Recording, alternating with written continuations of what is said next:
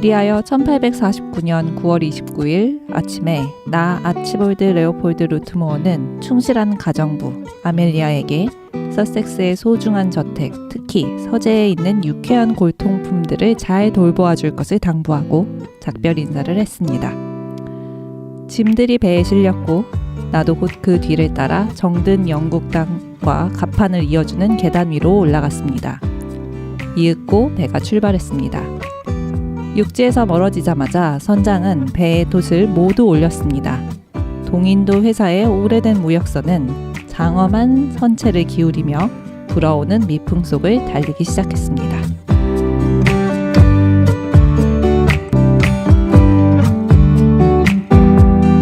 어른과 아이, 그 사이 어디쯤에서 고군분투하고 있을 우리들의 사춘기에 대해 책으로 이야기를 나누어 보는 우리가 사랑하는 사춘기. 우사사 26번째 이야기를 지금부터 시작하겠습니다.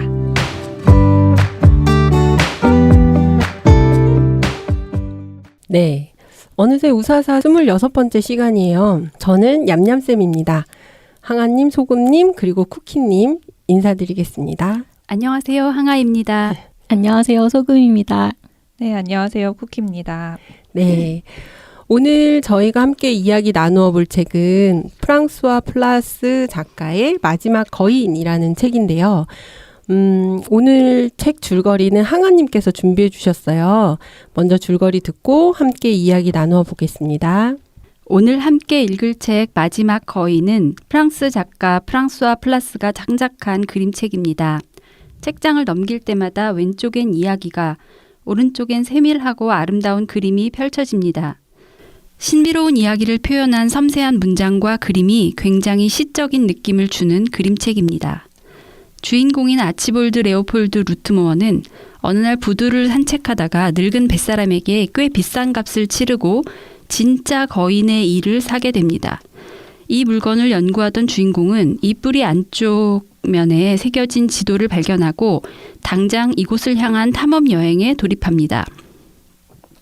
주인공은 석 달에 가까운 기간 동안 동인도 회사의 무역선을 타고 인도와 미얀마를 거쳐 흑해를 거슬러 올라가는 험한 여정을 거치고 몇 명 남지 않은 용감한 소수의 짐꾼들조차 사람의 머리를 절단내는 무서운 와족에게 희생당하는 비극을 겪으면서 천신만고 끝에 거대한 산맥 입구 높은 절벽 사이 길 안쪽 계곡에 숨겨진 거인의 나라에 도착합니다. 9명의 거인들은 기진한 주인공을 돌보아 기력을 회복하게 해주었고 주인공이 자신들 곁에 머무르며 함께 할 수 있도록 해줍니다. 주인공은 10달가량의 기간 동안 거인들 곁에 머물면서 이들과 교류하게 됩니다. 거인들의 온몸에는 극도로 복잡한 금박 문신이 새겨져 있었는데 이 그림을 수첩에 옮겨 그리고 탐색하는 가운데 주인공은 이것이 이들이 경험한 긴 시간 동안의 기록이라는 것을 깨닫습니다. 이 기록을 통해 주인공은 이 거대하고 불가사의한 존재들이 3000년 이상 살아온 존재들이었고 200년 동안 겨우 3년 정도만 깨어있을 뿐 대부분 잠들어 있었다는 것도 알게 됩니다. 거인들의 도움으로 집으로 돌아온 주인공은 자신의 탐험을 기록한 9권의 책을 발표하고 자신의 발견을 알리기 위해 적극적으로 활동합니다. 마침내 제법 많은 사람들이 주인공의 주장에 귀를 기울이게 되고 두 번째 탐험을 함께할 사람들과 자금이 모여 다시 한번 거인의 세계를 향해 출발하게 되었습니다. 하지만 주인공의 일행이 미얀마의 마르타방에 이르렀을 때 주인공은 사람들이 거인 안탈라의 머리를 실어 나르고 있는 것을 목격합니다. 일행과 함께 거인의 나라를 찾아갔을 때 그곳은 이미 사람들에 의해 쑥대밭이 되어 있었고 거인들은 모두 죽어 있었습니다. 주인공은 안탈라의 머리를 보며 충격에 빠졌을 때 들려온 침묵을 지킬 수는 없었니? 라는 소리를 잊을 수 없었겠지요. 이 일 이후 우리의 주인공은 더 이상 글을 쓰지 않고 자신의 집과 재산을 정리한 후 뱃사람이 되어 항구를 떠돌며 살게 되었습니다.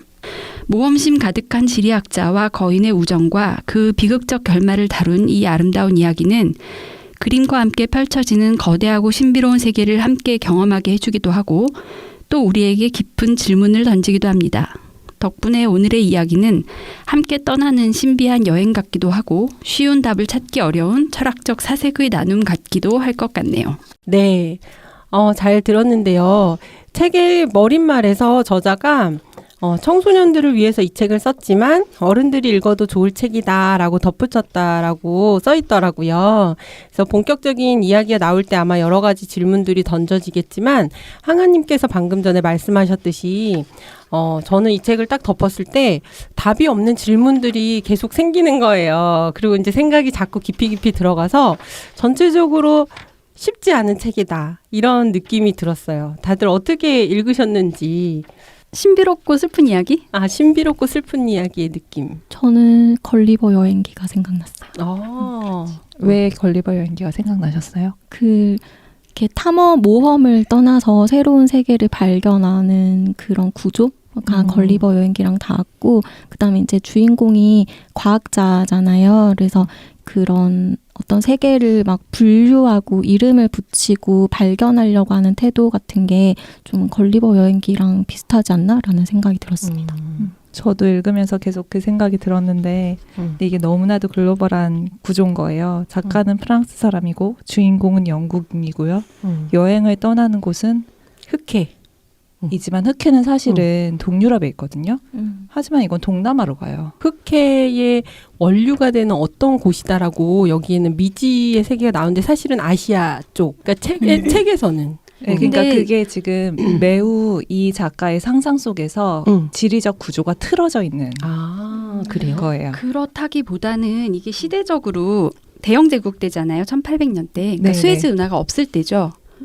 그래서 항로 자체가 이렇게 아프리카 남단을 거쳐서 이 인도 쪽으로 가게 돼 있는 거죠. 그러니까 거기를 거쳐서 다시 흑해 쪽으로 가는 게 안 맞아요. 안 맞아요? 네. 저는 그렇게 맞아요. 이해해 보려고 네. 굉장히 납득이 안 되는 거예요. 이게 납득이 안 그래서 되죠. 게다가 인도 만약에 그렇게 제가 지금 얘기한 대로 설명한 대로 가려면 인도의 서쪽을 갔어야 되는데 맞아요. 미얀마를 간 거예요. 인도의 그래서 동쪽이죠. 그렇죠. 동쪽 바다 건너잖아요. 네, 맞아요. 그래서 제가 지도를 다시 막 찾아서 보면서 저도. 이게 안 맞는데. 저도 이제 그래서 세계지도 펴놓고 읽었어요. 그렇죠. 네, 안 맞아요. 네, 그래서 제가 생각한 해법은 미얀마에서 그 지인을 만나서 여기서 사람을 구하고 도움을 받아서 흑해로 가는 방식인가 보다. 그것 또한 이제 말이 안 되는 게 터키까지는 뚫리거든요. 지중해를 가지고. 근데 터키까지 가면 거기서 흑해로 가기가 쉬워요. 그럼 그 흑해에서부터 원료를 찾아가면 되잖아요. 근데 애초에 동인도 회사의 배를 탔으니까. 그죠. 이 동인도 회사도 이 책을 읽는 재밌는 키워드 중에 하나인데, 그 동인도 회사 여기서 이제 합법적인 무역을 했다고 강조하는 이유 중 하나가 1800년대 무역에서 굉장히 흥행했던 것 중에 하나가 노예 무역이기 때문이기도 하죠. 네. 네, 이런 여러 가지를 읽을 수 있어서 저는 매우 흥미로웠어요. 쿠키님은 매우 흥미로웠다. 네. 그러니까 청취자분들은 무슨 얘기인가 하실 것 같아요. 지금 초반에 찬찬히 이야기를 풀어보도록 하고요. 철저하신 분들이네요. 막 세계지도. 아니, 너무 안 맞아가지고. 저는 책을 그렇게까지 읽진 않아요. 납득이 안 돼서. 네, 납득이 안 돼서. 그냥 있나 보다. 거기에 흑해 원천 어디론가 갔나 보다. 이러면서 네, 간단히 첫 느낌을 진하게 들어봤는데요. 본격적으로 하나씩 이야기를 꺼내보도록 할게요. 조금 전에 소금님께서 미지의 세계의 탐험? 그런 게 걸리버 여행이랑 비슷했다 하셨는데 저는 미지의 세계 왜 탐험하죠? 저 항상 그게 되게 궁금한데 우선 그 학자이기도 해요. 그리고 이제 뭔가에 대해 알고 이해하고 진리라고 생각하는 어떤 것들을 밝혀내는 것을 주 업무로 하고 있는, 주 임무로 하고 있는 학자이기도 하고 근데 목숨을 걸고 탐험을 하러 가잖아요. 근데 지금도 그렇게 사실은 위험한 곳까지 탐험하시는 분들이 많이 있잖아요. 저는 그냥 진짜 궁금해서 그런 탐험 심리는 어떤 걸까요? 콜럼버스는 신대륙을 왜 발견하려고 했을까요? 그거는 부와 명예와 어떤 경제적인 대가를 바랬던 것 같아요. 근데 이 사람도 그랬을까요? 미지의 것, 새로운 것들은 항상 새로운 시장이잖아요. 새로운 시장이라. 근데 꼭 그게 그런 경제적인 효과를 생각하지 않아도 미지의 세계를 탐험하는 사람들이 있잖아요. 그 미지의 세계를 탐험하고 싶은 인류의 욕구가 늘 있을 수 있겠으나 특별히 더 오지를 탐험하는 것에 대해서 사람들이 열광하고 그런 꿈을 품고 실행하고 그것이 말씀하신 대로 돈이 되고 그랬던 시대가 있는 거죠. 근데 그게 지금 이 시대에 네, 있죠. 맞아요. 네, 이 세계 시대예요. 네, 탐험의 시대. 네, 그거의 1차 시대가 그러니까 한 100년쯤 전이 걸리버 여행기가 쓰여진 그 때고 지금 요거는 이제 19세기 초. 근데 저는 유럽인들이 이 시대에 대한 향수를 가지고 있다고 생각하고 지금도? 있어요. 네. 지금도. 그러니까 이 동화책의 창작 연도가 그렇게 옛날이 아니잖아요. 근데도 이런 것들이 나오고 있는 거죠. 그 내밀한 향수가 있을 수도 있겠고 사실은 이제 표면적으로는 그렇게 해서 건설된 제국에 대한 제국주의에 대한 비판을 담고 있는 거죠. 그래서 이제 작가는 프랑스인인데도 주인공은 영국인이고 영국에서 출발하잖아요. 네, 그래서 대영제국 시기에 그 제국주의에 대한 비판. 그러니까 이게 역사적인 제국주의가 아니라 인류가 현재 이 우주에 대해서 행하고 있는 제국주의에 대한 비판이겠지만 어쨌든 그렇게 연결이 되어 있는 것 같아요. 맞아요. 네, 처음부터 계속 굉장히 흥미로웠어요. 이제 이빨을 샀잖아요. 그래서 이 줄거리에서도 말씀해 주셨지만 이제 적지 않은 돈을 주고 이 거인의 이빨을 샀단 말이에요. 그래서 이 적지 않은 돈이라고 표현된 이기니가 얼마일까 현재로? 얼마예요? 철저하신 분들 책을 그렇게까지 읽어야 되는가? 네, 1800년대 중반에 기니는 파운드보다 약간 비싼 돈. 근데 1파운드라고 하면 사실 큰 돈의 대명사인 거예요. 그래서 뭐 금전한예 뭐 이런 식으로 그래서 찾아봤죠. 근데 영국에서는 너무 놀랍게도 시대별로 화폐 가치가 얼마인지를 환산해 주는 사이트를 있어요? 운영하고 있어요. 국가가. 그래서 거기 들어가서 찾아보았더니 이 사람, 그러니까 1기니가 지금 기준으로 10만 3천 원. 당시로는 양 한 마리를 살 수 있는 가격이고요. 그러니까 2기니라고 하면은 지금으로 하면은 20만 6천 원. 그러니까 20만 원 정도 주고 이빨 하나 산 거죠. 꽤 돈을 준 거죠. 지금으로 생각해도. 그쵸. 사실은 진짠지 가짠지도 모르는, 모를 그런 네. 어떤 이게 거인의 이빨이야라고 했을 때 우리가 기념품 샵에서 막 20만 원 주고 그걸 사긴 어려우니까 사실은 이 사람은 굉장히 그거에 그쵸. 대해서 부둣가에서 탐하고 싶었던 만난 거죠. 노인한테 20만 원을 모르는 주고 사람한테 예. 맞아요. 그게 인상 깊으셨던 거예요? 엄청 인상 깊었죠. 그럼 이 사람은 어디서나 20만 원 정도 손쉽게 지갑에서 꺼낼 수 있는 부를 가지고 있는 사람이란 뜻이잖아요. 주인공이. 네, 부주인공이. 그리고 가정부에게 골동품을 다 맡기고 지금 이 여행이 2년 넘게 걸리잖아요. 2년 넘게 집을 떠나 있어도 집이 무너지지 않을 수 있는 경제력을 가진 사람이죠.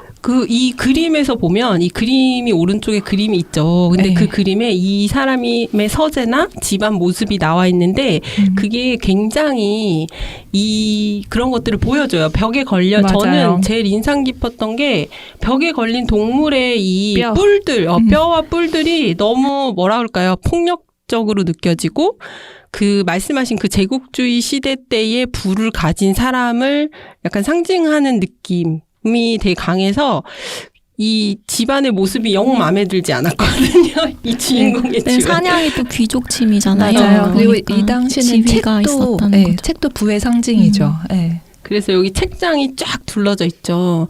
지금은 누구나 다 거실에 이렇게 해놓고 사시겠지만.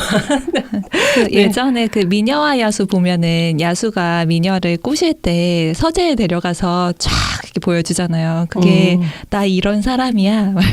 이런 거라고. 아, 그렇구나. 네. 설마 아이한테 미녀와 야수 보여주시면서 그런 거 설명하시는 건 아니죠? 하죠. 저는 합니다. 그렇군요. 물론 아이 키우는 방법은 다양하니까요. 네.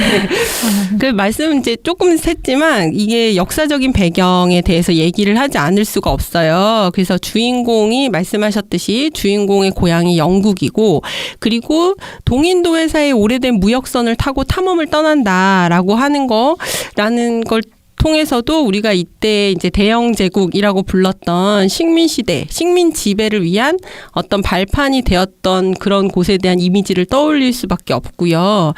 그리고 이제 그래서 그런 걸로 미루어 짐작해서 작가가 하고 싶은 말이 무엇인가를 많이 생각하게 되는 것 같아요. 이게 이제 이 책을 읽으면서 이게 사실은 제일 먼저 떠오르는 게 콜럼버스의 신대륙 발견이 떠오르고요. 그리고 이제 이게 확장이 되면서 지금 현재까지도 우리가 자연 주변에게 대하는 그런 태도까지 확장할 수 있는데 우선 책 내용과 관련된 것부터 이야기를 하자면 주인공은 아까 말씀하신 것처럼 정말 책에서는 학자의 임무에 대해서 얘기를 하거든요. 이렇게 죽음을 무릅쓰고까지 자기가 밝혀내고 그다음에 이제 그 거인들을 만났을 때 하나하나를 다 기록하고 그리고 이러잖아요. 근데 그거를 다르게 보셨던 거죠. 네, 저는 다른 눈으로 읽어서 그래서 아까 그 소감 얘기할 때도 마지막으로 얘기하겠다고 하긴 했는데요. 네, 여기에서의 질문은 이렇게 돼 있죠. 방금 말씀을 해주셨던 것처럼 이 주인공은 이런 탐험과 밝혀내는 것을 즐겁게 생각하고 그걸 업으로 하고 있는 사람이고 마지막에 이 거인이 했던 이야기는 침묵할 수는 없었느냐 하는 거잖아요. 요 두 개가 큰 구조를 이루고 있다고는 생각이 들어요. 그러나 이 사람 한 명 침묵하지 않았다고 해서 그게 발견되지 않았을 것인가는 또 다른 의문점으로 남죠.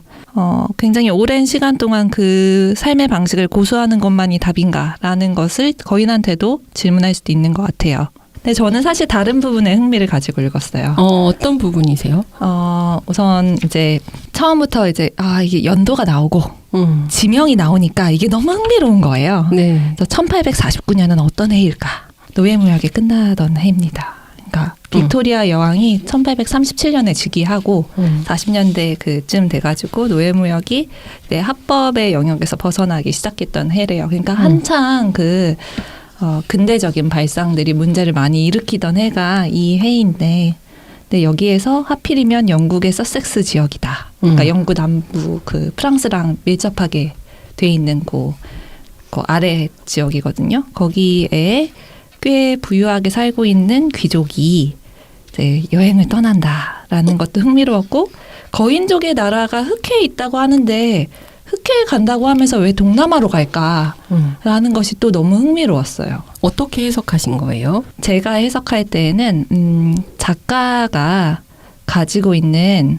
유럽적 사고방식, 그러니까 유럽 중심주의적 사고방식을 매우 잘 드러냈다. 적나라하게 드러낸 동화책이다 라고 보입니다.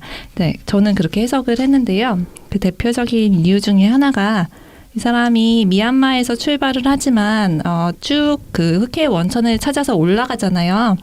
근데 미얀마에 그러니까 도착한 해서 올라가는 그 지역이 그림책으로 그림으로 제시가 되어 있어요. 뒤에 쭉 계속 그 그림이 나오거든요. 저 탐험하는 그 배경이 되는 장소에 대해서 밀림처럼 보이는. 네, 맞아요. 이 밀림 같은 그림들이 제시가 되어 있죠. 근데 미얀마 북부로 올라가면 티베트 지역과 만나고요. 그리고 이 호랑이가 넘었다는 그 고개의 이름이 호도협인데 이게 차마고도의 한 지역 이름이에요. 그러니까 사실은 밀림 지역이 아닌 거죠. 그러게요. 그쪽은 사막 지역 아니에요? 네, 굉장히 그러니까 풀이 잘 자라지 않는 지역이고 사실 차라는 것이 그런 지역에서 많이 나거든요. 근데 그곳이 이 사람이 이 아시아 지역에 가지고 있는 어떤 환상성, 그러니까 적합하지 않은 부분이죠를 보여주는 것 중에 하나다라고 보이고요. 그러니까 여기서 기술한 내용과 그림이 맞지 않는 측면, 그다음에 기술했을 때 지리적으로 말하는 부분이 현실과 맞지 않는 측면, 이런 것들이 이제 동남아시아나 그 아시아 쪽에 대해서 가지고 있는 어떻게 보면은 이제 환상일 수도 있고 무지일 수도 있고 생각하는 사고방식의 틀을 보여주고 있다, 적나라하게라는 말씀이신 거죠. 네, 그리고 다짜고짜 머리를 자른다고 한 그 와족도 실제로 있는 소수민족 이름이에요. 네, 이 사람들이 살고 있는 지역이 미얀마 이 사람이 여행하는 그쪽 지역은 또 아니거든요. 그러니까 서로 다른 강가에 살아요. 그러니까 이런 부분들이 아마 이 작가가 어떤 매스컴을 통해서 와족의 이야기 들었는데 그게 충격적으로 받아들여졌을 수 있죠. 왜냐하면 와족은 굉장히 최근에 발견된 소수민족이고 꽤 오랫동안 식인 풍습을 이어져 왔다고 알려져 있어요. 그러니까 이런 것들이 이 탐험의 뭐랄까 흥미진진함을 더 강하게 표현하기 위해서 사용이 되었는데 부정확하게 사용이 된 거죠. 근데 이런 부분이 전 매우 흥미로웠어요. 네. 쿠키님의 호기심을 많이 자극했군요. 그 작가가 아마도 자신의 뿌리를 이루고 있고 자신이 그 안에서 자랐을 수도 있는 문명과 그 문화에 대해서 굉장히 반성적이고 성찰적인 사고를 하면서 이 책을 쓴 것 같아요. 그럼에도 불구하고 그에게 스며들어 있는 그런 어떤 사고 이런 것들이 굉장히 잘 표현된다는 점에서 제가 이제 최근에 요새 굉장히 인기 있는 그 넷플릭스 드라마 중에 에밀리 파리에 가다라는 드라마가 있어요. 그 드라마를 프랑스 사람들이 그렇게 싫어한대요. 아 그래요? 네네. 우린 재밌는데. 그 드라마는 그러니까 미국 사람이 그렇죠. 파리에 가서 직장 생활을 하고 그러면서 이제 겪게 되는 여러 가지 문화적인 그쵸. 충돌과 이런 걸 그려주잖아요. 근데 프랑스 사람들이 볼 때 저건 너무 프랑스가 아닌 거예요. 그러면서 이제 한 프랑스 사람이 프랑스에 대한 착각처럼 그려져서 그렇죠. 그러니까 왜곡된 프랑스인 거죠. 그러니까 그 안에는 그러니까 그 드라마를 뭐 그 드라마가 들어있는 그 흐름 속에는 미국의 문화에 대한 비판을 위해서 그렇지 않은 좀 더 고상하거나 좀 더 뭐 지적이거나 뭐 이런 것으로서의 프랑스 문화를 동경하는 사고도 들어 있겠죠. 근데 그렇다 하더라도 프랑스인이 봤을 때 저건 우리 삶은 아닌 거예요. 네. 근데 그런 이야기를 최근에 프랑스 사람이 하는 거를 제가 봤거든요. 그래서 그 생각을 떠올리게 하네요. 자기들은 맨날 첫날 동양을 대상화하면서 자기들이 대상화 한번 돼보니까 기분이 나쁜가 보죠? 기분이 나쁘셨던 거예요. 지금 소금님 화나신 거예요. 근데 생각해보면 소금님 말씀처럼 동양인들은 이렇게 집단으로 대상화된 경우가 많죠. 그 이제 서양 속의 컨텐츠 속에서 뭐 동양인은 찢어진 눈으로 계속 대표된다든지 보라색 브릿지와 뭐 그렇게 이제 집단화돼서 이렇게 구체화되지 않고 현실적이지 않은 모습으로 규정되는 경우가 많고 그게 이제 동서양을 가르거나 하지 않아도 누구나 다 삶에서 곳곳에서 마주치는 문제점들인데 저도 이 책을 읽으면서 이 주인공은 왜 이렇게 그러니까 이 책이 저자가 계속해서 이거에 대한 비판 정신을 보여주고자 했음에도 불구하고 왜 이렇게 영국으로 계속 돌아가려고 하나 그러니까 막 정말 엄청나게 힘든 과정을 거쳐서 영국으로 막 돌아가는 과정이 있는 거예요. 근데 그게 그러니까 보통 우리가 이제 이런 글을 쓰려면 그 세계에 대해서 동화하거나 그러니까 이질감을 느끼더라도 적응하려고 노력해 보거나 그걸 아름답다고 생각하거나 뭐 이런 게 아니고 끝까지 돌아가서 그냥 대상으로 책으로 쓰는 그 모습이 저는 되게 사실은 싫었거든요. 그러니까 그런 거랑 맞닿아 있는 것 같아요. 그치만 앞으로 200년 잘 텐데 거기서 같이 살 수는 없잖아요. 자죠. 맞아. 그게 자니까 문제가 되는구나. 네, 이 너무 깨어 있었다면 안 돌아갔을까요? 주인공이 너무나 약간 과학 자기들이 이제 흔히 말하는 과학을 한다라는 그 사명 아래 그 거인들은 정말 진실하게 이 주인공을 대해줬는데 얘는 거인들 계속 연구 대상으로 그쵸. 보고 식물들도 막 자기 이름 붙여서 분류하고 저는 그게 너무 웃겼거든요. 식물을 보자마자 분류를 하고 이름을 붙인다. 너무나 인간이 할 법한 짓인 거예요. 인간이죠. 그렇게 분류를 하고 자기 이름을 붙이고 그러니까 얘는 거인을 진심으로 대했을까라는 생각이 좀 드는 거예요. 자기는 뭐 아름다운 교류를 진실한 교류를 했다라고 쓰긴 썼는데 진짜 그럴까? 왜냐하면 말씀하신 것처럼 돌아가서 바로 책으로 쓰고 하는 모습이 그냥 이 사람의 그 시대에 태어난 그 지역 사람의 한계? 인가? 라는 생각이 좀 들긴 들더라고요. 어쩌면 작가의 한계죠. 작가의 한계라고 저는 좀 읽히는데 그 이름 붙이는 것과 관련해서 또 흥미로운 게 제가 지명에 흥미를 가졌잖아요. 그래서 이 사람이 간 루트를 세계 지도에 표시하기 시작했어요. 캘커타. 네. 네. 눈이 반짝반짝하세요. 항구 도시가 아닙니다. 네, 지금은. 그러니까 강기슭에 있어요. 그러니까 바닷가에 있지 않아요. 하지만 동인도 회사가 있었으니까 이제 이걸 썼고요. 그다음 여기 실론이라고 나와 있는 지명이 지금의 스리랑카래요. 그러니까 아무리 시대적인 거를 이해를 해줘도 서울에 왔으면서 경성이라고 쓴 거죠 지금. 그게 조금 마음에 걸렸고, 그다음 미얀마의 마르타방이라는 데 내렸다 했잖아요. 근데 구글 검색했는데 마르타방이 안 나오는 거예요. 그래서 영어로 검색했더니 프랑스에서 미얀마의 특정 지역을 마르타방이라고 부르더라고요. 그러니까 프랑스어가 이제 이건 번역하신 분의 문제일 수도 있는데 프랑스에서는 마르타방이라고 써도 우리는 번역할 때 버마에서 그쪽에서 부르는 방식대로 번역해줘야 되지 않았을까라는 생각이 들더라고요. 근데 모타마라고 부른다고 해요. 해당 지역에서는. 뭐 이런 게 되게 흥미로웠어요. 네. 음. 저자는 생각하지 못했겠죠. 한국에서 쿠키님이라는 사람이 이렇게 읽을 줄. 이렇게 하나하나 대조해가면서 읽을 줄 몰랐을 거예요. 그렇죠? 저 예전에 한번 이 책 읽고 지금 읽었는데도 전혀 몰랐거든요. 그래서 말씀해 주시니까 그런 생각, 저자의 생각들이 이런 식으로 반영될 수 있구나라는 거 알게 되는 것 같아요. 네, 근데 이 여기 나온 마르타방이라는 데는 사실은 이제 모울메인이라는 곳의 강 맞은편 도시인데 거기가 당시 미얀마를 영국이 식민 지배했잖아요. 그 영국인들이 밀집해서 살아서 그래서 이제 작은 영국이라고까지 불렸던 곳이래요. 그러니까 이 사람이 그곳으로 간 거는 개연성이 있죠. 네, 그러니까 그런 것들이 되게 흥미로웠어요. 그리고 우리가 또 하나 생각해 보고 싶었던 게 학자의 본분은 그럼 어때야 되나. 저는 그거 되게 진지하게 답 없는 질문이기는 해요. 근데 뒤에 왜냐하면 또 맨 마지막에 최재천 교수님의 서평에 보면 거기에 자연의 비밀을 캐내어서 세상에 알리는 게 제 직업이지만 때로는 그냥 숨겨주고 싶을 때가 있습니다. 이러면서 반딧불이의 예시를 드시거든요.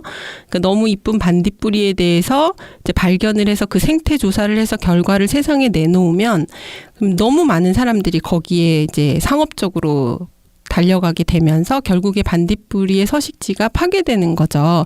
그걸 너무 잘 알고 계시니까 본인은 학자니까 충실하게 생태를 연구해서 그 결과를 발표해야 되지만 눈 감아야 하는 순간들이 있다라는 말씀이 뒤에 써 있어가지고 이게 참 어려운 일인 것 같아요. 그러니까 뭐 무기를 개발하려고 처음에 연구한 건 아니었는데 어떤 공학자가 뭔가를 연구한 게 폭탄이 되거나 다이너마이트가 되기도 하고 이제 그걸 어떤 식으로 사용하느냐의 문제지만 그게 만약에 예견이 된다면 학자로서의 이렇게 선택은 어떻게 되어야 하는가? 그럼 답은 없겠죠. 근데 진짜 어려운 것 같아요. 저는 이렇게 저는 되게 짧은 식견일 수도 있지만 과학자들이 연구를 너무 많이 안 했으면 좋겠어요. 왜냐하면 자기들은 학문을 한다고 하는데 그 결과는 그 윤리적인 책임이나 이런 것들은 모든 사람들이 같이 져야 된단 말이에요. 그렇게 생각할 수 있어요. 자기들은 하고 싶어서 연구를 하는 거지만 윤리적 결과들은 우리의 삶을 바꿔놓는데 우리는 모르잖아요. 그 사람들이 뭔가를 해서 우리 삶을 바꿀 거라는 걸 결국엔 우리가 다 책임을 져야 되는 이 시스템이 저는 가끔 좀 불합리하게 느껴질 때가 있어요. 근데 물론 이 주인공도 지리학자지만 지리학자와 인류학자들이 이 당시에 이제 제국주의의 천병이죠, 말하자면. 근데 이제 뭐 그런 것들에 대해서 비판적으로 우리가 바라볼 수 있겠으나 만약에 당시에 어떠한 뭐 과정을 통해서 혹은 뭐 자신의 욕구가 있어서 지리학자가 만약에 됐어요.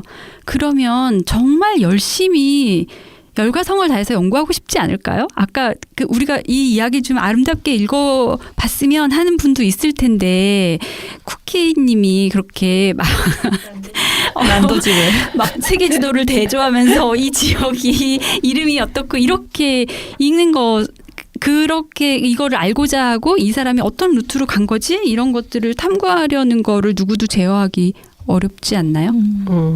그러니까 우리가 모두가 다 연결되어 있는데 내가 뭔가를 했을 때 내가 내 욕구를 충족하기 위해서 뭔가를 했을 때 이것이 정말 나비 효과처럼 모든 사람의 삶을 다 바꿔놓을 수 있고 실제로 이 사람도 자신의 책이 거인족을 멸망시킬 줄 몰랐잖아요. 근데 그런 생각을 해볼 수 있는 책인 것 같아요. 내가 뭔가를 했을 때 다른 사람에게 엄청난 영향을 줄 수 있다. 그러니까 나의 행동을 좀 생각하면서 해야 되지 않을까? 그냥 좀 그런 생각도 들어요.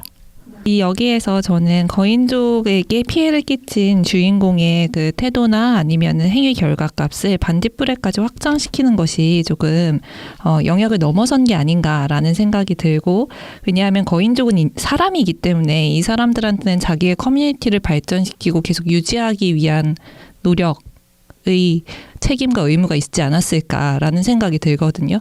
왜냐하면 우리가 그 오랜 역사를 생각해 보았을 때도 항상 침략과 약탈 순환의 역사는 있어 왔잖아요. 근데 언제까지 자기들이 이곳에 떨어져서 별도로 있을 수 있을 거라고 생각한 건지 이게 오히려 자만한 행동이 아니었나라는 생각도 들었어요. 근데 발전과 관련해서 당장 이 과학자가 그걸 발견하지 않으면은 다음 세대 누가 또 할 수도 있는 거죠. 근데 어차피 그 길은 우리가 원튼 원하지 않든 간에 가야 할 길이 아니었나라는 생각도 가끔 들거든요. 그 발견에 대해서는 저도 동의해요. 그러니까 이제 한 사람이 숨겨준다고 해서 그것이 숨겨질 수 있는 세상인가에 대해서는 그렇지 않다고 생각하지만 그래도 숨겨주고 싶다라고 생각하는 사람의 마음이 귀하다라고 생각을 합니다. 그리고 이 결국은 멸족당한 거인들에게 그 책임을 물을 순 없다. 라고 생각하는 편이에요. 근데 그 근대사를 얘기를 할 때도 이제 우선은 서양이 과학적으로 발전했기 때문에 이제 제국이 돼가지고 이제 침략 지배자의 위치를 점한 거죠. 이 얘기를 할 때 이건 안 좋은, 제가 여기 동의한다는 뜻은 아니고요. 그럼 얘네가 이렇게 발전할 동안 다른 곳은 무엇을 했느냐라는 문제 제기도 있기는 있어요. 근데 그거는 이제 발전 자체가 더 옳거나 바른 방향이라는 전제가 깔려 있는 것 같아요. 그 발전도 뭐냐에 따라 다르지만, 근데 그렇게 살지 않아도 잘 살고 있었던 거예요. 예를 들어 콜럼버스가 신대륙이라고 간 곳이 아메리카에서도 원주민들의 나름의 공동체 체계 안에서 살았는데 그들이 말하는 발전이 총과 칼이었다면 사실은 그걸 하지 않고 너네는 그동안 뭐 했냐, 그렇게 당한 거는 너에게도 책임이 있다라고 묻는 건 굉장히 뭐라 할까요? 그 힘을 가진 자들의 약간 폭력성이 드러나는 부분이지 않나. 왜냐하면 그게 발전이라고 그들은 믿는다면 거기에 또 동의하고 싶진 않거든요. 결국에는 그거는 서로에게 겨누는 총과 칼이 되고 현실적으로는 인류가 공존하고 더 오래 살아가기 위한 방법은 아니기 때문에 그건 다르게 볼 수도 있는 것 같아요. 사람마다. 네, 역사적으로 침략과 전쟁은 꾸준히 이루어져 왔고 그걸 위한 대비도 했어야 되는 거죠. 근데 거인은 아예 그런 세계가 아니지 않아요? 그러니까 거인의 이거는 세계는? 신대륙인 거죠. 이 사람들은. 이 네. 세계 안에서는. 그러니까 침략도 전쟁도 없는 세계의 사람들이 어떻게 그 개념을 알고 대비를 할 수 있겠어요? 그건 그 사람들의 잘못이 아닌 것 같은데요? 그게 되게 조금 저는 아쉬운 점 같아요. 아까 쿠키님이 말씀하신 대로 이제 거기에 돈과 부와 명예가 걸려있는 무엇으로 사람들이 향하는 그런 본질적인 것 때문이겠죠. 네, 저도 윤리적으로 무엇이 더 올바른가에 대해서는 굉장히 동의하거든요. 하지만 그것을 수호하려는 사람만으로 세상이 구성되어 있지 않다라는 생각도 가지고 있어요. 그러니까 안타까움 때문이신 것 같아요. 그렇게 대비를 하지 않았을 때 맞는 그 결말들이 인간의 본질적인 이기심이나 악행을 봤을 때 그렇게 소멸돼 버리는 것에 대한 안타까움이 있기 때문에 쿠키님도 그 생각을 하시는 것 같아요. 제가 오랫동안 참 마음에 들어하지 않았던 이야기가 하나 있는데 그 우리나라 옛 이야기 중에 아기장수 이야기라는 게 있어요.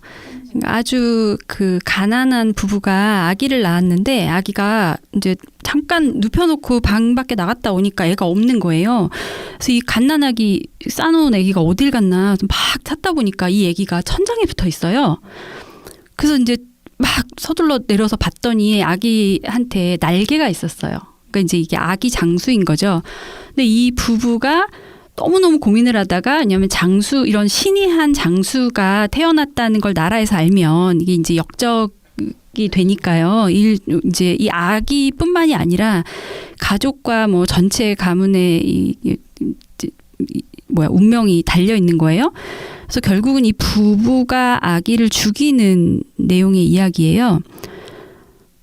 어떤 면에서 굉장히 이 거인들의 이야기하고도 좀 닮아 있다라는 생각이 좀 드는데, 저는 정말 의문이었던 게 이 이야기가 너무너무 널리 퍼져 있는 설화예요, 우리나라에.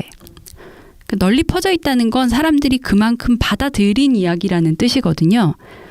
도대체 이 이야기를 왜 듣고 전하고 그랬는지 저는 정말 오랫동안 납득할 수도 없고 좀 그랬었어요. 근데 어느 때인가 이제 구비문학을 연구하시는 어떤 분이 발표하시는 걸 우연히 듣게 되었는데 그런 말씀을 하시는 거예요. 이런 설화는 이제 이야기이기 때문에 이야기판 안에서 이루어지는 거고, 그러니까 전수가 되는 거고, 그 이야기판에서 이 이야기가 갖는 의미는 우리가 읽는 그 텍스트, 그거에서 그 내부에만 있는 게 아니다라는 거죠. 그러니까 그러면서 어떤 얘기를 하셨냐면, 이 이야기를 채집하러 다녀보면 모든 사람 마지막에 이야기가 끝나고 나면 다들 아이고 어떡하냐라든지 불쌍하다라든지 뭐 엄마가 좀 잘하지라든지 뭐 이런 말들을 다 덧붙인다는 거예요. 이제 그 듣는 사람들이. 그러니까 그것까지가 다 완료된 것이 이 이야기의 의미다. 라고 얘기를 하시더라고요. 그래서 저는 그때 약간 그 이야기가 새롭게 저한테 다가오는 느낌이 있었어요.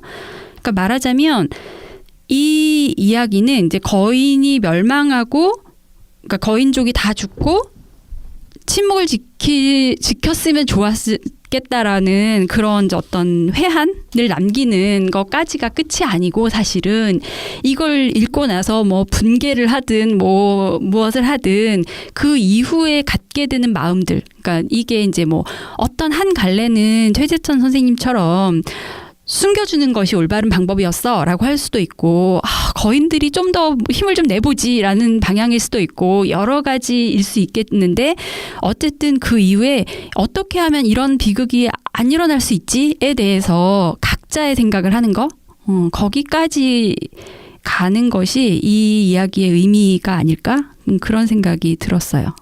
말씀하신 대로 어쨌든 비극을 막고 싶은 마음에서 나오는 서로 다른 방식이지 않나 싶네요. 저희 이것도 이야기할 수 있을 것 같아요.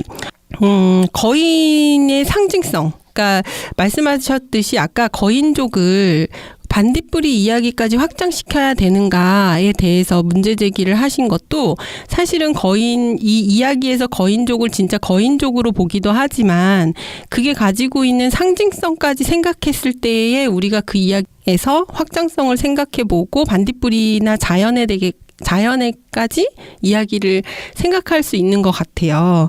그래서 이제 거인 여기서 되게 신비롭죠. 몸에 엄청난 타투. 근데 그게 사실은 새겨지는 거죠. 역사에 따라서. 이거 읽으면서 모아나에서 나온 마우이 생각나세요? 모아나에서 반신반인으로 나온 그 마우이의 몸에 새겨지잖아요. 자기가 겪은 사건들이 하나씩 몸에 문신처럼 새겨지는데, 여기에 나온 거인족도 온몸에 그게 새겨져 있고, 나중에는 이 주인공, 이 영국 신사의 차림새를 하고 있는 이 주인공의 모습도 새겨지죠. 이게 사실은 역사에 그대로 이 주인공과 같은 사람이 남는구나 해서 저는 좀 가슴이 좀 묘한 기분이 들기도 했는데, 이렇게 몸에 새겨지는 그 거인이 갖는 상징성도 굉장히 흥미로운 것 같아요.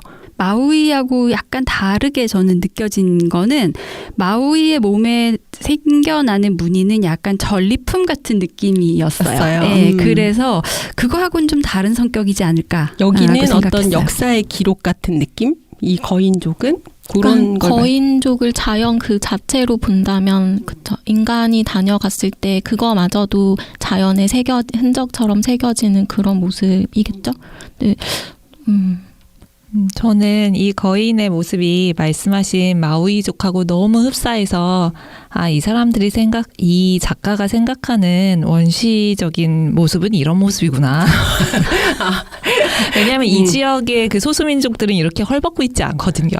실제적으로 그 지역은. 근데 이제 이게 말씀하신 대로 그런 원주민이라고 했을 때의 어떤 상징성, 그 원주민이 좀 더 자연과 닮아 있는 모습이면서도 그런 어떤 이런 상징성을 갖고 있는 거 맞는 것 같아요. 그래서 작가도 그런 모습으로 그렸겠죠. 그렇죠? 그러니까 문명인의 실크 해트와 그렇죠. 이 탐험을 하는 중에도 실크 해트를 쓰고 있죠. 쓰고 있고, 이게 끝까지 잃어버리지도 않고 그 머리처럼 붙어 있어요. 네네네.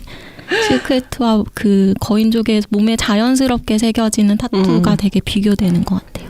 저는 조금 더 상징적으로 해석을 좀 했는데, 이 몸에 그림이 나타난다는 게 저는 너무너무 재밌었어요. 여기서 가장 재밌는 포인트가 그거였거든요. 저는. 근데 이제 그 동양적인 사고에서는 우리가 문이라고 하는 거 있죠. 그럴 문자, 그게 원래 의미 출발이 문이에요. 무늬가 있다. 그래서 이제 위진남북조의 그 당시의 문학론을 집대성해 놓은 책에 보면 이제 어떤 얘기가 나오냐면, 일월과 천지 만물, 그러니까 산천초목은 자연, 그러니까 이치, 도의 문이고, 그 다음에 인간이 생활하면서 만들어가는 문화와 뭐 이런 삶의 자취들은 인간의 문이고, 그래서 인문인 거예요. 그리고 인간의 언어, 그러니까 말이 이루어내는 문의가 문이다. 그래서 문은 기본적으로 아름다움을 지향한다. 뭐 이런 얘기를 해요. 근데 그러면서 어떤 얘기를 하냐면 이치의 문과 인간의 문과 언어 말의 문을 하나로 통합해서 이어줄 수 있는 것은 성인의 말뿐이다. 라고 얘기하거든요. 근데 보면 이제 이 거인의, 그러니까 물론 당연히 저 작가가 그런 생각을 가지고 한 건 아니겠죠. 근데 이제 제가 그런 생각을 가지고서 이걸 보면, 거인의 몸에는 이들이 경험한 모든 뭐 바람과 뭐 그 공기의 흐름과 별과 막 그다음 자기가 만난 어떤 존재와 자신이 겪어온 시간과 뭐 이런 것들이 쭉 다 기록되어 상응이 돼서 나타나고, 그거를 피부로 말한다라고 표현하더라고요. 나중에 이러잖아요. 이 주인공을 바라보면서 너는 말이 없는 존재라고 생각해서 측은해하는 것 같다고 얘기하잖아요. 그러니까 그런 면에서 말하자면은 이 자연과 인간과 말의 어떤 일치점을 보여주는, 뭐 좀 뭐하게 말하자면 궁극의 존재 같은, 왜 모든 그 천지와 완벽한 소통을 할 수 있는 존재를 우리가 가끔 잘 상상하잖아요. 그럴 때 그러니까 그런 존재의 구체상으로서의 하나가 아닌가. 네. 네. 그 영화에서 보면 왜 아바타에 보면 자연하고 완전한 교감을 이루는 그 나비족이 나오잖아요. 판도라 행성에. 그 나비족도 말하자면 그런 방식의 상상의 산물의 하나잖아요. 그러니까 요 거인도 그런 어떤 완전한 소통을 이루고 있는 세계와 그런 존재가 아닌가.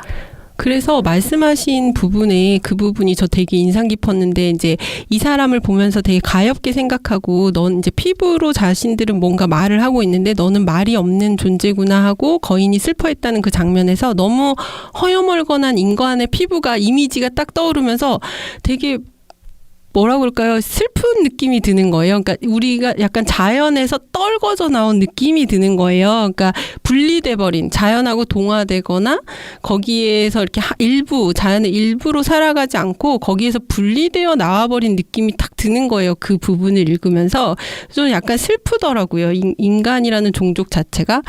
저는 항아님 얘기 들으니까 그 아바타에서도 ICU라고 인사를 하잖아요. 그러니까 보는 것만으로도 소통이 되는 건데, 거인족도 피부에 모든 것이 다 드러나기 때문에, 그러니까 보는 언어라고 해야 되나?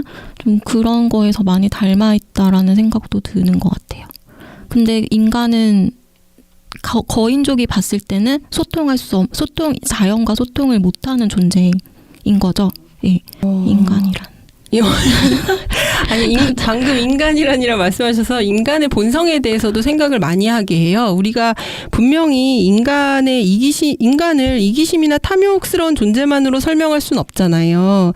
근데 분명히 이제 뭐 사랑하는 마음, 아까 말했듯이 비극으로 치닫지 않게 하려는 어떤 본질적인 마음, 연민이란 감정, 이런 것도 인간의 본성으로 우리가 이야기를 하는데, 또 한편으로는 굉장히 탐욕스럽고, 어떠한 말씀하셨듯이 돈이 되고 부가 되고 명예가 된다면 어떤 것도 마다하지 않고 달려가는 그 모습도 인간의 본성이잖아요. 그래서 이런 인간이 가지고 있는 그런 양면적인 모습을 다 같이 막 생각하게 해가지고 아주 머리가 복잡하더라고요. 이 책을 읽는데.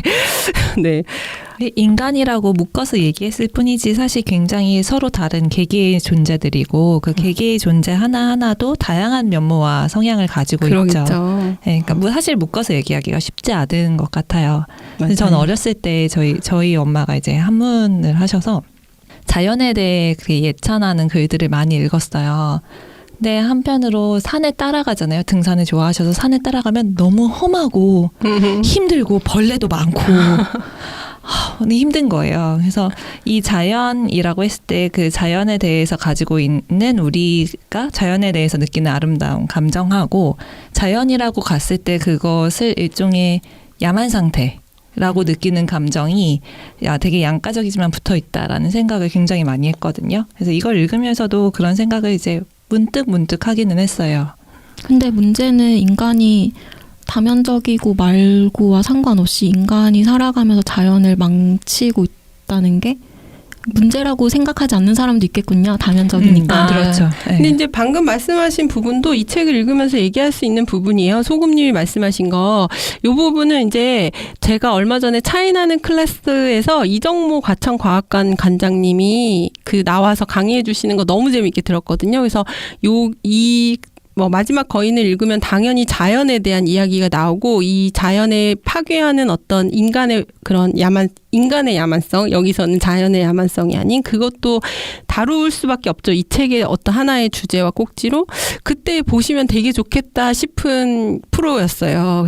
여기서 다 말할 수는 없지만 이 책을 저희가 되게 책을 이렇게 어렵게도 읽을 수 있구나 청취자분들이 생각하셨을 것 같아요. 이 사람들은 왜 이러나 책을 읽을 때 항상 이러나 이러면서 근데 책이 던져주는 문제가 이렇게까지 자꾸 생각을 깊이 들어가게 만들었던 것 같아요. 그냥 이렇게 이게 인간이 가지고 있는 어떤 비극적이면서도 그런 어떤 아름다운 이야기 라는 걸 넘어서서 많은 질문을 던지는 책이었기 때문에 그렇다라고 생각이 들고요. 저희 이제 마지막으로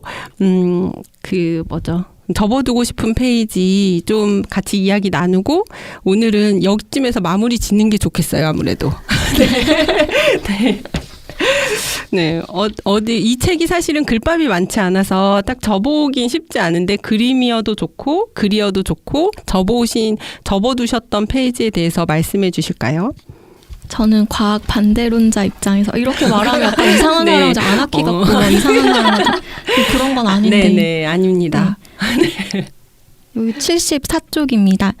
나팔 소리와 북소리가 울려 퍼지는 가운데 6마리의 송아지가 끄는 마차에 실려 다가오는 아름답고 숭고한 거인 안탈라의 머리가 보였습니다. 나는 갑자기 온갖 소란 속에서 분노와 공포와 고통에 사로잡혀 침묵에 빠져들고 말았습니다. 깊이를 모를 심연의 슬픔, 그 밑바닥에서 감미로운 목소리가 너무도 익숙한 그 목소리가 애절하게 말했습니다. 침묵을 지킬 수는 없었니? 네, 마지막에 인상 깊은 제일 처음에도 나왔지만 그 부분이죠. 네. 저는 67쪽에 있는 그림이 접어둔 페이지인데요. 네, 이걸 읽으면서 계속 생각했던 것은 이제 이 시대에 이 사람들이 탐험이랍시고 전 세계를 누비면서 각 세계에 흩어져 있는 사람들의 피부색과 유형이 매우 다르다는 걸 깨달은 거예요. 그래서 그 사람들을 데려다가 일종의 동물원 같은 곳을 만듭니다. 그게 너무나도 끔찍한 일이거든요.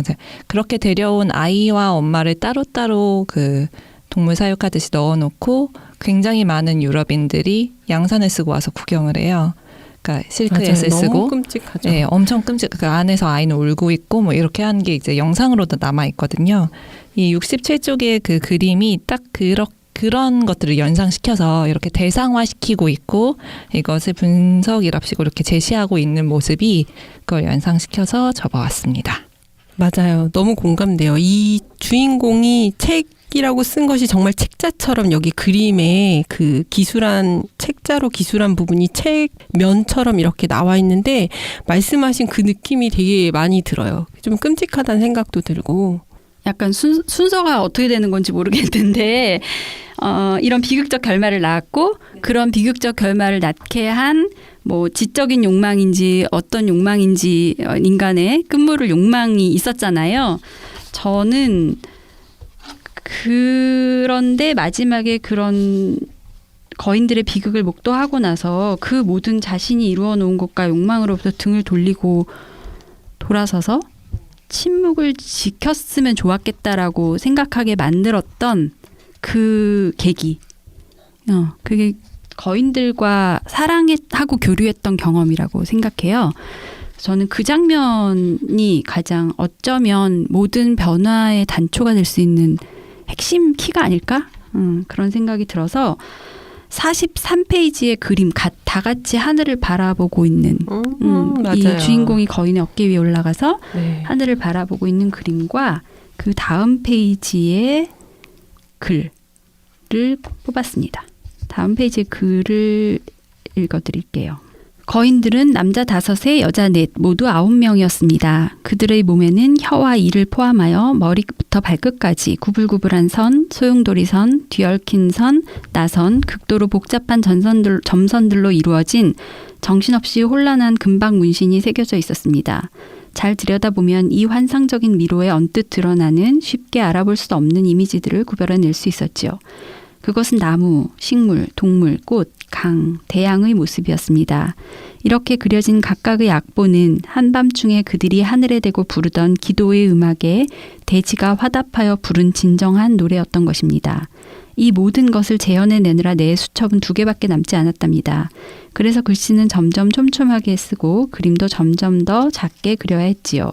내 수첩의 모든 페이지는 어느새 거인들의 피부를 닮아갔습니다. 하늘을 바라보고 있는 그 그림이 정말 아름다우면서도 결말을 알고 나면 참 슬프게 느껴지는 그런 풍경이었던 것 같아요.